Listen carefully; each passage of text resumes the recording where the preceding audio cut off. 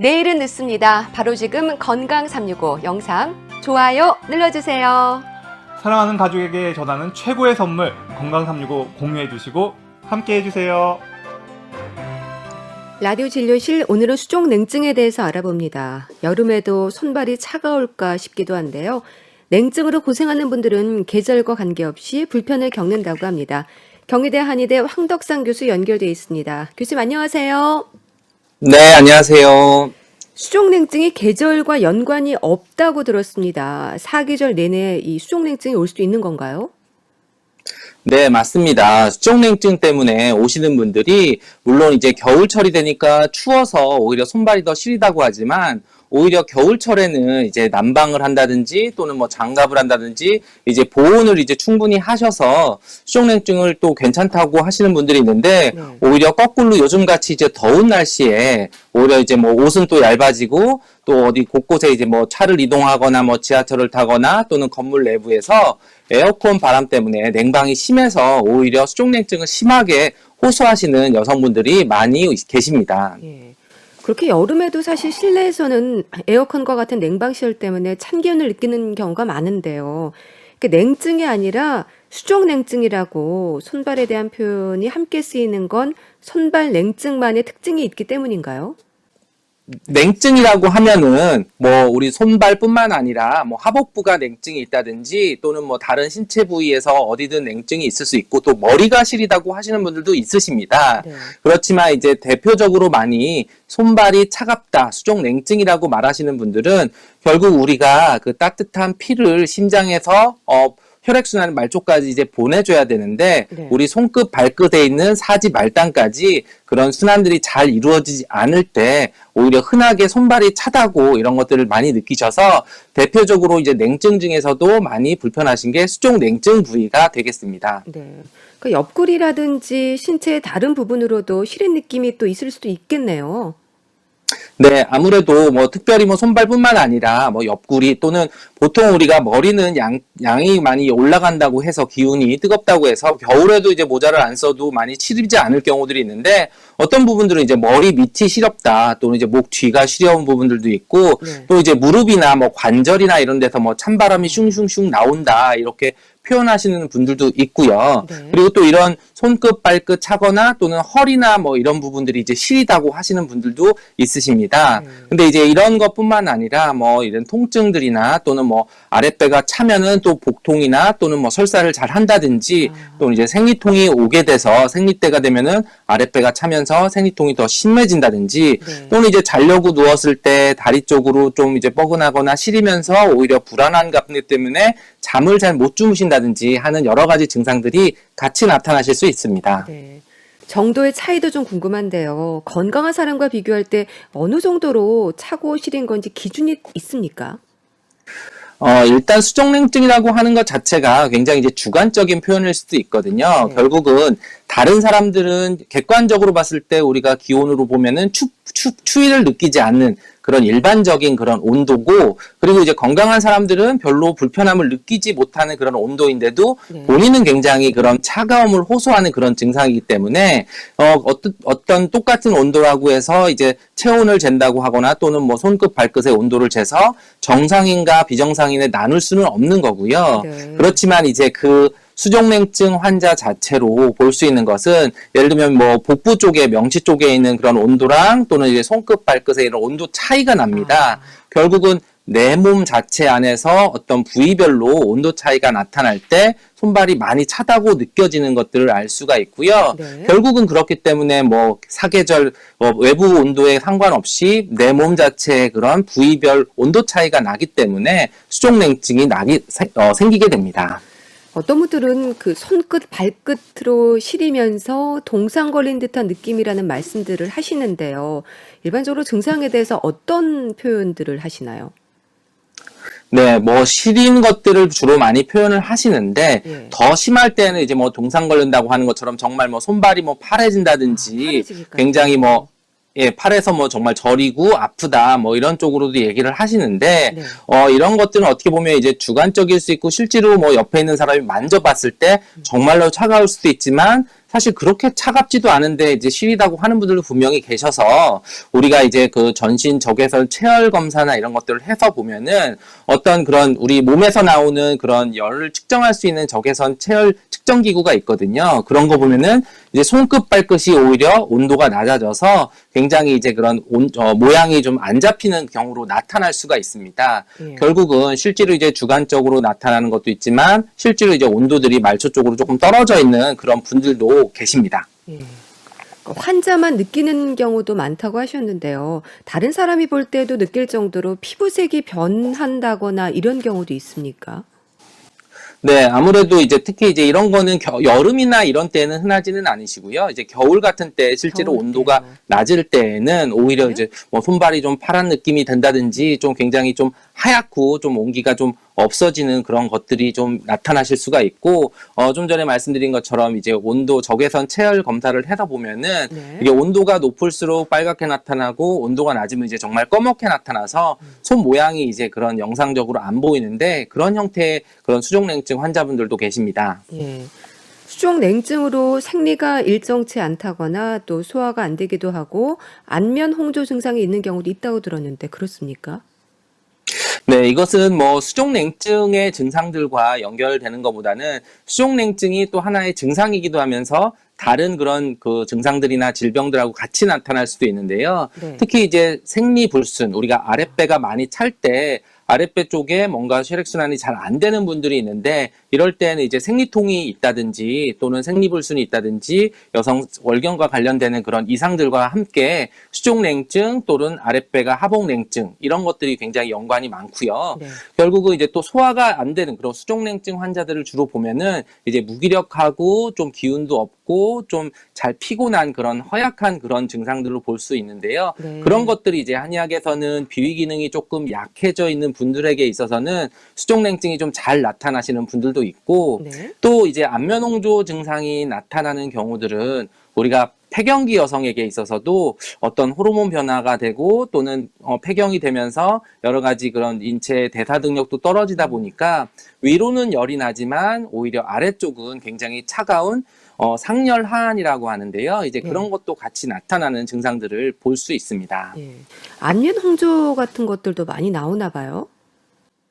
네, 안면홍조는 이제 폐경기 이후에 여성들에게 있어서는 단순히 이제 손발이 찬 것보다 오히려 이제 위로는 열이 좀 오르면서 좀 아래쪽으로는 이제 손발이 좀 찬데 이것은 이제 갱년기 증상들 중에서 폐경 이후에 나타나는 호르몬 변화들이나 이런 것들이 나타날 때 우리가 혈관 운동성 증상의 하나라고도 얘기를 하는데요. 결국은 뭐냐면 혈액순환이 굉장히 잘 안 되는 그런 상태여서 예. 위로 피가 쏠려서 얼굴은 굉장히 뜨거워지고 뭐 땀도 나고 더운데 오히려 손발이나 말초 쪽으로 혈액순환이 잘 안 되기 때문에 또 손발이 좀 차지는 경우 그리고 또 우리가 자율신경계통이라고 하는데 우리가 땀이 난다든지 사람이 좀 흥분한다든지 기운이 난다든지 또는 뭐 에너지가 넘친다든지 이런 것들의 좀 균형이 깨졌을 때에도 네. 위로는 좀 열이 나는데 손발은 수족냉증으로 증상으로 또 나타날 수 있습니다. 네. 혈액순환이 잘 안 돼서 그렇다는 얘기를 하셨는데 일단 그 원인도 좀 궁금합니다. 수족냉증이 왜 생기는 걸까요? 네, 한의학에서는 이제 수족냉증을 크게 보면 이제 기혈이 운행이 잘 안 되는 경우가 있거나 바로 이제 그런 순환 장애가 있거나 또는 이제 우리 몸을 따뜻하게 덮여주는 양기가 부족했다 이렇게 가는데요. 네. 결국은 이제 우리가 양기라고 하는 거는 우리 몸에서 뭐 에너지고 뭐 화해 기운이라고 하는데 이런 것들과 관련 있는 것은 우리가 뭐 비위 기능일 수도 있고 그리고 우리가 신장이라고 해서 우리가 뭐 보통 면역력, 뭐 체력, 정력할 때 우리가 신양이 부족해진다 하는 그런 내가 타고난 체력이나 이런 부분들이 있을 수 있습니다. 그래서 비위 기능이나 신장 기능이 떨어지면은 양기도 떨어지고 기운이 떨어지는 경우들이 있고요. 그리고 우리가 몸에서 그 나쁜 피들이 좀 해당하는 그런 순환되지 않는 피들을 어혈이라고도 하고 그리고 또 순환되지 않는 그런 수분이나 이런 노폐물들은 또 담음이라고 하는데 네. 바로 이런 어혈이나 담음이 좀 잘 있을 때에도 우리 몸에서는 뭔가 순환이 되지 않고 잘 막힐 수 있기 때문에 수족냉증이 좀 다 나타날 수가 있습니다. 네. 결국 우리가 뭐 대사질환이라 그래서 뭐 당뇨병이나 동맥경화 같은 이런 여러 가지 그런 순환을 좀 방해하는 그런 질환들이 있는데 이런 것들이 일종의 담음, 한의학에서 얘기하는 담음의 개념하고 좀 약간 겹치고 좀 비슷한 부분도 있습니다. 여성들의 경우에는 출산 후에 냉증이 생겼다는 말도 하던데 그럴 수 있는 건가요? 네, 아무래도 이제 출산 후에 뭐 냉증이라고 보다는 주로 산후풍이라고 호소를 많이 산후풍. 하시는데요. 네. 단순히 이제 뭐 젊었을 때 내가 손발이 차다. 이런 뭐 생리 때만 되면 손발이 차지고 뭐 배가 아프다 이런 거랑 다르게 우리가 출산하시고 나면은 결국은 기운도 많이 쓰고 피도 좀 많이 흘려서 기어해지고 혈어해지는 그런 상태가 되는데 또 그러면서 이제 관절이나 이런 인대들은 모두 다 조금씩 이제 늘어나게 되고 좀 네. 그런 균형들을 잊어버리게 되는 거거든요. 그러면 이제 그런 상태에서 에어컨 바람이나 찬바람을 좀 쐬셨을 때 손목 발목이 좀 시리거나 아프거나 또는 뭐 발목 쪽에서 특정 부위가 뭐 시리거나 아프거나 에어컨을 쐰 다음에 나타나시는 그런 산후풍 증상으로 손발이 시리거나 하는 그런 냉증 소견을 많이 호소를 하십니다. 네. 이럴 때에는 뭐 우리가 20대에 있는 그런 뭐 그 냉증과는 조금 다르지만 기본적으로 관절이나 이런 인대들이 좀 회복이 되고 다시 수축해서 그런 골반이나 이런 것들이 자기 자리를 잘 찾아가서 회복이 되게 시켜주는 그런 것들이 굉장히 중요하고요. 네. 그래서 한의학적으로도 어떤 이제 그럴 때 산후에 와서 산후풍으로 인해서 시린 증상들이 나타날 때에는 몸을 따뜻하게 해주는 것도 필요하지만 어떤 관절에 있는 근육이나 인대들을 좀 강화시켜주는 그런 약들을 같이 처방을 하면은 오히려 증상들이 좋아지는 것을 볼 수 있습니다. 네. 그러니까 출산 후에 관리도 잘 하셔야겠네요. 수족냉증의 네. 레이너 증후군과는 어떤 차이가 있을까요? 혹시 혼동할 수 있다거나 하는 부분은 없을까요? 그렇죠. 이제 아무래도 수족냉증은 좀 더 광범위한 범위의 그런 개념이고요. 그리고 레이노 증후군 같은 경우는 그것보다 이제 조금 더 정확하게 이제 일부분의 병명이라고도 할 수 있는데요. 결국 이제 레이노 증후군이라고 하면 이제 손가락, 발가락에 이제 허혈이 특징적으로 나타나서 네. 추위에 노출되었다가 따뜻해졌는데도 오히려 손가락, 발가락이 창백해지거나 아, 뭐 청색증이 있거나 또는 이제 빨갛게 되는 그런 색깔 변화가 있고 그리고 이제 뭐 차갑고 저린 그런 감각 이상이나 통증이나 이런 것들이 좀 나타나게 됩니다. 네. 그렇지만 이제 수족 냉증에서는 이런 색깔 변화들이 또 나타나지 않는 경우들이 있어서 오히려 이제 레이노이드 증후군의 좀 광범위하게 수족 냉증의 일부라고도 볼 수도 있고요. 심한 경우들은 레이노이드 증후군으로 해서 또 따로 치료를 받아야 되는 아, 그런 부분이 있습니다. 네. 수족냉증의 증상 차이도 있을 텐데요. 그러니까 증상의 정도에 따라서 치료가 결정이 됩니까? 네, 아무래도 이게 약간 수족냉증 자체가 주관적으로 이제 호소하시는 그런 부분들이 있기 때문에 네. 이게 치료를 하지 않고 만약에 뭐 운동을 한다든지 또 아니면 따뜻한 뭐 그런 차를 마신다든지 아니면 이제 손발을 이제 따뜻하게 뭐 족욕을 한다든지 이렇게 따뜻한 물로 담갔다든지 하셔서 네. 개선이 된다면은 이제 잘 적응해서 지내시면 되는데 만약에 이게 시린 게 뭐 통증까지도 나타나시고 뭐 일상생활에서 불편하시다고 하면은 뭐 남들은 다 일상생활 할 수 있는 그런 괜찮은 온도인데도 많이 불편하시면은 적절한 치료를 받으시는 게 좋습니다. 침과 뜸, 한약이 모두 치료에 쓰입니까?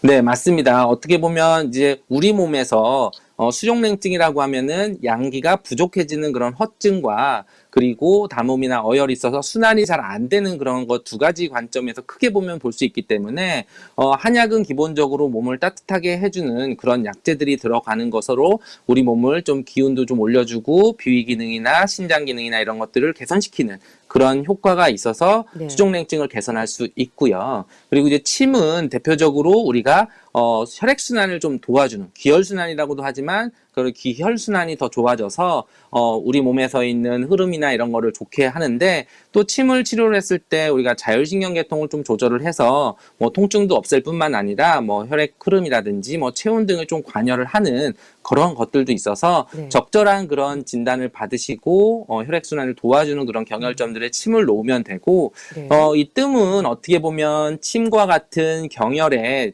따뜻한 자극을 주는 건데 우리가 이제 뜸 뜨는 게 이제 쑥이라고 해서 이제 애엽이라고 하는데요. 이 애엽이라고 하는 그 약재의 성질이 따뜻하고 기본적으로 이제 온경한다. 혈액순환을 좀 잘 하게 한다. 그래서 기본적으로 뭐 부인과 질환에 있어서도 많이 쓰게 되는데요. 네. 결국 이제 침과 뜸, 한약을 좀 잘 조합을 하면은 이런 수족냉증을 개선하는 데 도움이 됩니다. 네. 약침도 치료 중에 하나라고 들었는데요. 교수님, 약침은 일반 침하고 어떻게 다를까요? 그렇죠. 일반 침은 우리가 이제 어떤 쇠로 되어 있는 그런 침으로 자극을 하기 때문에 어떻게 보면 일종의 물리적인 자극일 수가 있습니다. 네. 그런데 이제 약침이라고 하는 것은 뭐 이제 특정하게 약침액을 우리가 뭐 주사액처럼 한약을 끓여서 만든 그런 주사액을 만들어서 그 속에서 그 경혈자리에 침을 놓아서 결국은 침의 어떤 물리적 자극과 그 약물에서 약침액으로 만들어 놓은 그런 약제의 양리적인 자극이 동시에 작용을 해서 좀 더 효과를 지속적으로 하고 좀 더 이제 강하게 하는 그런 효과들을 볼 수가 있어서 네. 뭐 이건 최근에 이제 만들어 놓은 그런 대표적인 치료법 중에 하나가 약침이 되고요. 결국은 이제 뭐 만성 통증이나 뭐 두통, 손발 저림, 뭐 다양한 또 이런 만성 질환이나 뭐 난치병 질환에 다양한 약침에 대한 그런 치료 연구들이 진행이 되고 효과를 보고 있습니다. 네. 물리치료는 어떨까요? 아무래도 이제 물리치료들도 뭐 혈액순환을 개선하는 데 도움이 될 수가 있습니다. 근데 물리치료라고 해서 어떤 직접적인 그런 기계적인 것뿐만 아니라 좀 광범위하게 생각을 해보신다고 하면 우리가 이제 따뜻한 물에 반신욕을 하는 것도 일종의 그런 물리치료라고 할 수 있는데요. 결국 우리 반신욕에 대해서 뭐 명치 아래쪽으로 좀 따뜻한 물을 해서 우리가 한다 그러면은 기본적으로 혈액순환이 좀 될 수 있는데요. 이때 네. 주의하셔야 되는 것은 반신욕이라고 해서 너무 뜨겁게 뭐 땀을 계속 흘려서 정말 내 몸에 열을 많이 뭐 내게 하는 것보다는 오히려 전체적으로 땀이 좀 한 번씩 나면은 시간에 상관없이 멈추시는 게 아. 오히려 몸이 약해져 가지고 손발이 차졌을 때에는 오히려 땀을 너무 많이 빼면 더 악화되는 경우도 있기 때문에 네. 적절하게 시간이나 이런 것을 조절하시는 것이 좋습니다. 네. 적절하게 시간 조절을 하면서 반신욕을 해 주셔야겠네요. 수족 냉증의 네. 증상 완화에 도움이 되는 차나 음식이 있을까요?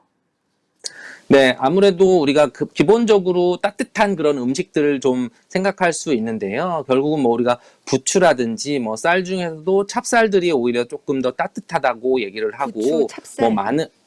부추, 찹쌀 또는 예. 이제 마늘이나 뭐 이제 생강 같은 재료들이 쉽게 구할 수도 있으면서 네. 우리 몸을 좀 따뜻하게 해주는 그런 것들이 되는데요.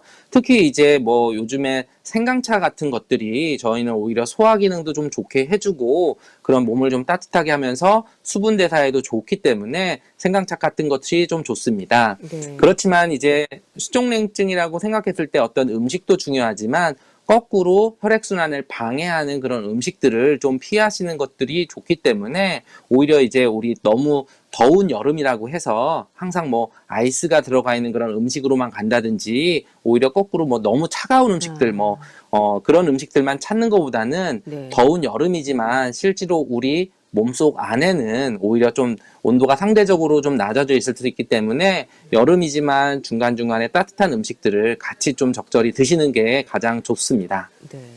근데 이 수족냉증을 체질 때문이라든지 노화로 여기는 분들도 많은데요. 질환의 신호일 수도 있다는 것도 생각을 하셔야 될 것 같은데 어떨까요?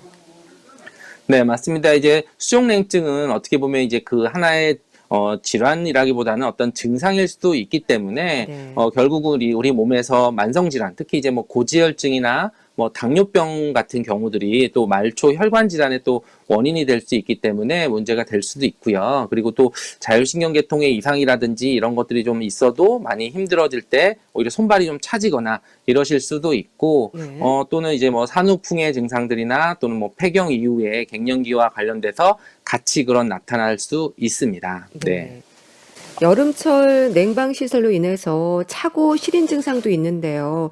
냉증 환자들은 증상이 더 심하지 않을까 싶은데 일상에서 도움이 되는 방법 조언을 해 주신다면요. 네, 아무래도 여름철에 우리가 따뜻한 더운 날씨에 우리가 적응하다 보면은 오히려 그 양기를 우리가 몸에서 키우고 겨울에 더 건강하게 살 수 있다고 하는 한의학에서 사기조신이라고 하는 결국은 사계절에 맞춰서 그 계절에 맞게 살아가는 게 가장 건강하다고 얘기를 하는 거거든요. 네. 결국은 여름철에 너무 강한 에어컨으로 해서 오히려 내 몸의 양기가 차오르지 못하게 하면은 겨울에 오히려 소주종냉증이나 이런 것들이 더 심하게 나타날 수 있고 네. 또 겨울에 약간 좀 서늘하고 좀 춥게 지내고 견뎌야 내가 그 속에서 좀 채워지는 그런 우리 몸의 기운 부분들이 있는데 또 겨울에 너무 뜨겁게 하고 따뜻하게 지낸다고 하면은 오히려 여름철에 더욱 체력이 떨어지고 기력이 없어지면서 손발 찬 것들을 더 많이 느껴질 수도 있거든요. 네. 결국은 우리가 사계절의 섭리대로 살고 그리고 식생활에 절도가 있고 그러면서 적절히 운동을 하셔서 기본적인 근육들이나 혈액순환이 잘 되게 하면은 수족냉증 사계절에 나타나는 걸 다 예방하실 수 있습니다. 네. 자, 라디오 진료실 오늘은 수족냉증에 대해서 알아봤는데요. 경희대 한의대 황덕상 교수와 함께했습니다. 말씀 감사합니다. 네, 감사합니다.